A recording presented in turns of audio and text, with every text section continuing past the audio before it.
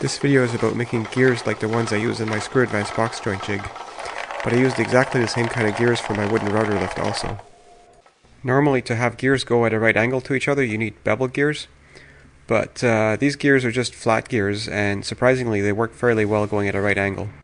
You'll need to create some sort of paper template for your gears. You can create a paper template for the gears using my online gear template generator. Or you can create the gear templates using my much more sophisticated downloadable gear template generator program.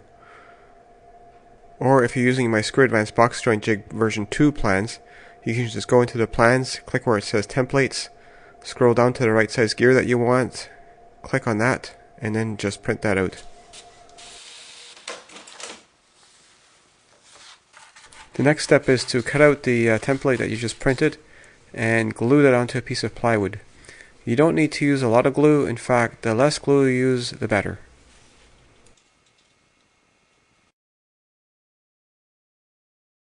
Next, we cut out the approximate shape of the circle around the gear template. Now we use an awl to punch a hole in the center of the template, as well as a hole between each pair of teeth around the gear. Those holes help to guide the brad point of a 5/16 inch brad point drill that we use to drill a hole between every pair of teeth around the gear. The next thing to do is to set the table of your bandsaw to about a 5-degree angle. This gives the gear teeth a slight bevel, which makes them run much smoother. You don't strictly have to do that, but the gears run a lot easier if you do. A really useful thing to do is to add a piece of wood or plywood or whatever and mount that so that your blade is actually running against it a little bit. That will cut down the amount of tear out that you're going to get on the bottom of your gear as you cut them out. With the bandsaw table tilted to the right, we can now cut out the left side of every tooth. That way the teeth will actually get a little bit narrower as they get towards the bottom. Next we need to tilt the bandsaw table to the left. Now on a lot of bandsaws, including mine, the table doesn't actually tilt to the left. So what I'm doing is I'm putting a piece of wood underneath the piece of plywood that I've got on top of the table, which will give me about a 5-degree left tilt. So now with the table tilted left, I can cut out the other half of the teeth. Now with the holes that I drilled earlier, I don't actually have to fiddle around with cleaning up the bottom of the teeth because the hole is already kind of taking care of that cut. And now with the table set back straight, I'm just going to give every tooth a bit of a trim because I wasn't as careful when I cut out the initial circle. Thanks to having a piece of plywood right up against the blade, my gear has got hardly any tear out on the bottom. Now we're done with the paper template, but before we get rid of it, let's drill a hole in the middle. Next I get rid of the template by just sanding it off on the belt sander.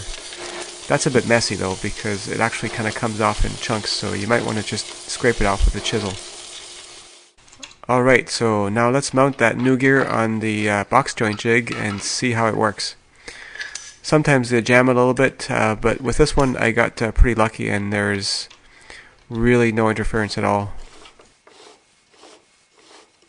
If the gears end up binding a little bit, then you can tweak them by just kind of filing down the shape of the teeth a little bit. This gear really didn't need any of that, but I'm just showing to demonstrate. You can also see how the teeth are actually a little bit narrow towards the camera. This is from when I tilted the table on the bandsaw. The next thing to do is to add a little block for where I'm going to put the handle on it. This gives the screw that I'm going to use to mount the handle a little bit of reinforcement. One of the things I always do with my gears is to add a good coat of varnish. This makes the gear slip a little bit easier on the jig, and more importantly, the varnish helps to bind the fibers of the teeth together, so that hopefully that should cut down on wear. Not that I've ever had any issues with wear, but just to be on the safe side. For the handle, I just use a piece of 5/8 inch dowel with a hole drilled through it. I use a screw with a smooth shank, but to get the smooth shank on the screw, it ends up being a screw that's too long. But that's no problem, I can just cut that off with an angle grinder. And grind a slight point back onto that screw. I'm drilling a hole in the gear that's just a little bit too small for that kind of screw, so that I'm going to get a really tight fit. And now to mount the knob on the gear, I put the screw all the way in, then back it out a little bit just to make sure that the knob has a little bit of play. And I also want to make sure that it doesn't stick out the back. And now a final check to make sure that gear works. So I'm just putting on this gear mount, which has got this clever feature that I don't actually need to attach the screw, just tightening the other knob locks the gear in place. And this gear seems to be running fairly well. It's a bit loud, but it does the job.